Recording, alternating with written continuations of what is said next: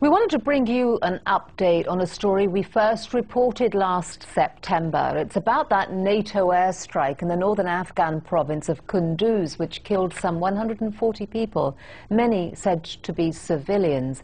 As you may recall, American fighter jets struck after being called in by German commanders on the ground.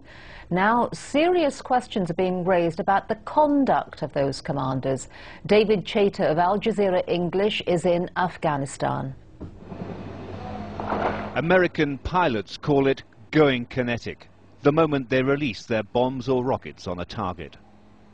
This strike, ordered by a German commander on the ground, killed up to 142 people, many of them civilians.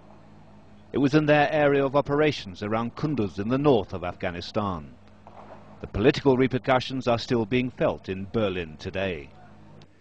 This cockpit video was taken from two F-15s above the site last September.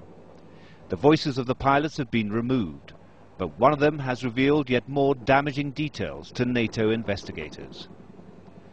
Known only by the nickname Dude 15, he told them, "I had an uneasy feeling about everything. Both of us could tell the ground commander was really pushing to go kinetic."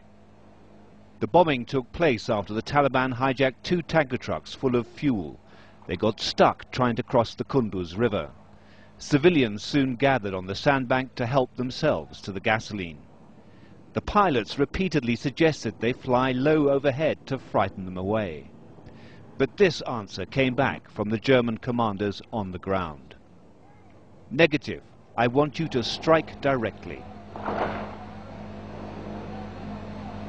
But the German commanders had withheld vital information from the American F-15 pilots, which, had they known, might have led them to refuse to drop their deadly payload.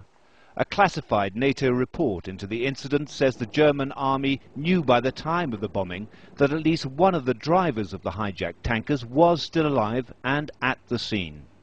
But many more civilians were actually at the site. They came from the village of Omakhayal. When Al Jazeera returned there this week, we found its mud lanes full of orphans and despair. My brothers also went there. We heard the bombs. I lost them. The Taliban took our tractor and forced us to go with them. I lost my brother, 3 uncles, and 2 of my cousins. A new tactical directive, issued shortly before the Kunduz attack, gave the so-called Joint Terminal Attack Controllers, who direct the aircraft from a forward position, new rules to limit civilian casualties. The directive was clearly ignored by the German commanders. This leaked assessment, signed by the commander of the US forces in Afghanistan, General Stanley McChrystal, was sent to the Defense Secretary Robert Gates on August the 30th, just 4 days before the attack. The general writes, "We run the risk of strategic defeat by pursuing tactical wins that cause civilian casualties or unnecessary collateral damage. The insurgents cannot defeat us militarily, but we can defeat ourselves."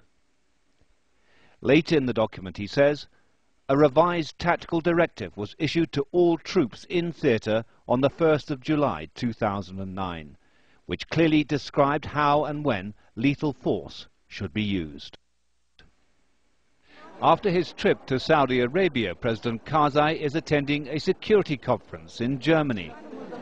These latest revelations could add to the sense of shock the country already feels about the civilian casualties caused by what their Chancellor still describes as a humanitarian mission. David Chater, Al Jazeera, Kabul.